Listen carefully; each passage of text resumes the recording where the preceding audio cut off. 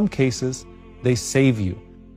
And when we hear about the punishment of the grave and the terrifying aspects, and then look at our life and our deeds, we may not feel like we measure up. A lot of people feel very disconnected and so far away from those actions that bring a person salvation. But like with everything else, it's important to focus on the fundamentals. So the Prophet ﷺ said, the most beloved deeds to Allah are the consistent ones, even if they're small. You don't realize, but every time you're making wudu for the sole purpose of pleasing Allah, those could be washing your future self from sins that would have otherwise incurred the punishment of the grave. And what you're going to notice when we get into the specific punishments of the grave is that they're usually bad habits that people have that accumulate into eventually becoming major sins. Also remember that the grave is a place for purification for some of the believers so that they don't have to be purified in the hereafter.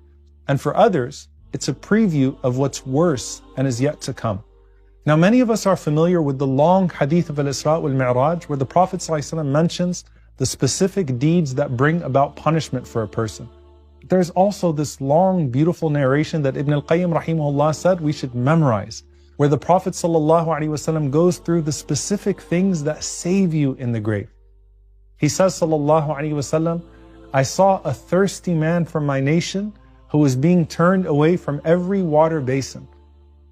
And then fasting during the month of Ramadan approached him and it quenched his thirst.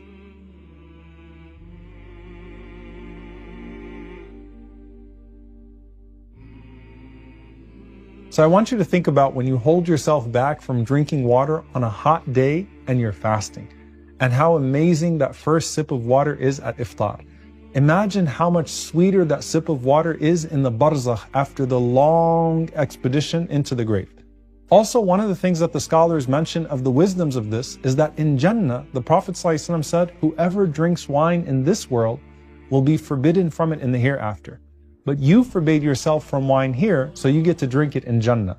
Now likewise in barzakh, you forbade yourself from water here during your fasting, so Allah lets you have it there instead.